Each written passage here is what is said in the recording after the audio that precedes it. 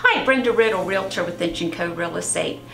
Today for my Spotlight on Small Business series, I want to highlight a special organization, something that's very near and dear to my heart, and that's the York County Children's Advocacy Center. It's located at 28 South Queen Street. I've been a part of this wonderful organization for 7 years, first as the board member, secretary, vice president, and I currently have the privilege of serving as president. April is Child Abuse Awareness Month. Child abuse, especially sexual abuse, is something none of us want to think about. But unfortunately, for way too many children, it's a reality. Children full of life have their innocence stolen from them, often at the hands of someone they love and trust. Sexual abuse is one of the most prevalent health issues facing our children today. 1 in 10 children will be abused by the age of 18. Those are some unsettling statistics. 1 in 10. Can you believe that? Today I have with me a very special lady, Deb Harrison. Deb is the executive director of the CAC, and she's been here since 2009. Deb wears many, many hats. I can speak for the entire board. We feel very fortunate to have her leading this organization. So welcome, Deb, and I thank you for having us today. Thank you. It's great to have you here. Yeah. So, especially with Child Abuse Awareness Month, what would you like for the public to know about the CAC? Well, our mission and goal here is to make child abuse investigations as friendly and safe and comfortable as possible for children. It can be traumatic to talk about what happened to them. Absolutely. So we provide highly trained forensic interviewers who can talk to kids in a non-leading, developmentally appropriate manner about what has occurred to them.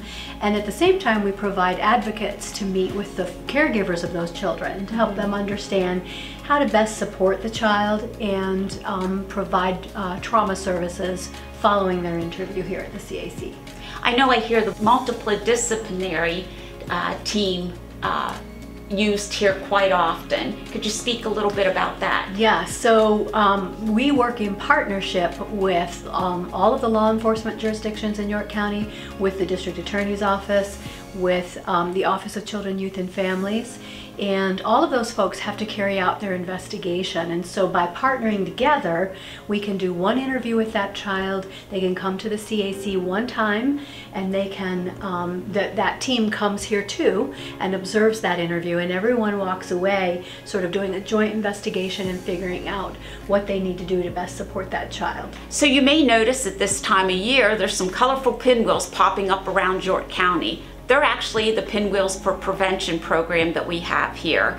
It's a way to kind of signify each of the child in a happier way, with the pinwheel being one of the better memories. Deb, how can they get involved in this? We offer pinwheel gardens to people who want to post them in front of their businesses or schools or even some private homes. Some people are doing it. And we just ask people for a $25 donation that helps to cover the cost of those pinwheels and the signage.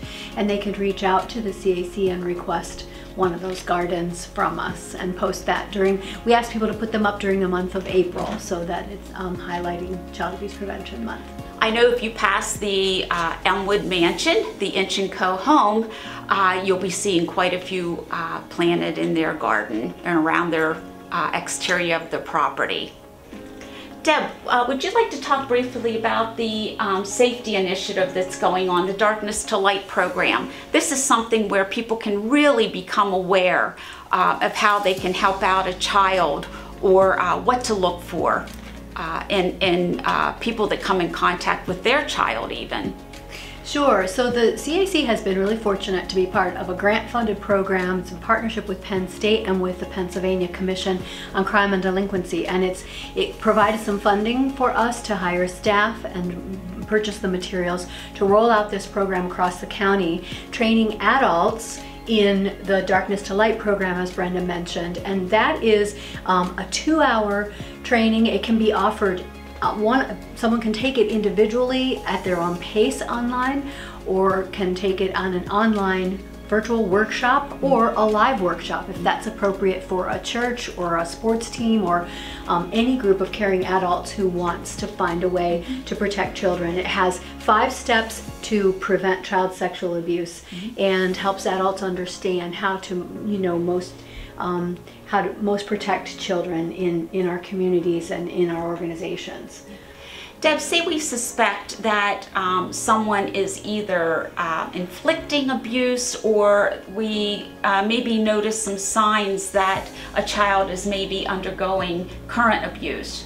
How do we go about reporting that? We encourage people to report that to the Pennsylvania Child Line number. It's really the hotline where all of the reports get funneled, and then they immediately come back down to the appropriate county and police jurisdiction that needs to deal with that case. So that number is 1-800-932-0313. And a lot of times people are really anxious about reporting of what if I'm wrong? Well, I always remind people that they are a reporter. They might be the only adult noticing that there's an issue with this child. So they are the reporter, they are not an investigator. So the investigators are the detectives, the children and youth worker, the DA's office, everyone else who then brings them to the CAC, becomes hands-on and figures out whether or not something happened. Right. But it's not the job of a concerned adult to investigate it and then report. It's their job to report it so that someone else can investigate. So we really try to help people understand the importance of that role. You may be the only hero for this child who's willing to speak up. And for someone out there who's maybe questioning, is this done anonymously, or how do they report this? If someone meets certain criteria, and the things you might think of, a teacher, a therapist, a coach, those kinds of things, they are mandated reporters, so by law they must report. Yes. And they must give all of their identifying information. But for those of us who are just in the community and maybe worried about a child, that's referred to as a permissive reporter, and you can actually do that anonymously if that makes you more comfortable. You can make that report anonymously and maybe feel a little safer that way, or a little less stressed about making that report. Yes, I wanted to bring that up because I don't want there to be any reason for you not to report a suspected case of abuse. So as you can see, why I find this organization very, very important to me.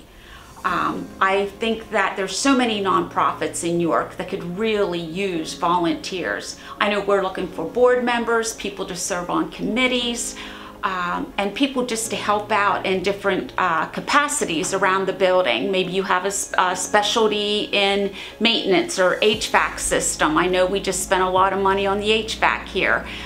We really would appreciate anything you're able to give. Not everybody can give money, but they can give time or their talents, and those are the things that we're also looking for. So for this special episode of my Spotlight on Small Business, I want to thank you for joining me and Deb as we highlight the Children's Advocacy Center of York. And stay tuned for April for the Pinwheels and the Honor Their Voice campaign. I invite you to join us in Cherry Lane, and as well to Give Local York in May. Again, this is Brenda Riddle coming to you from the Children's Advocacy Center of York, Realtor with Inch & Co Real Estate. Bye-bye.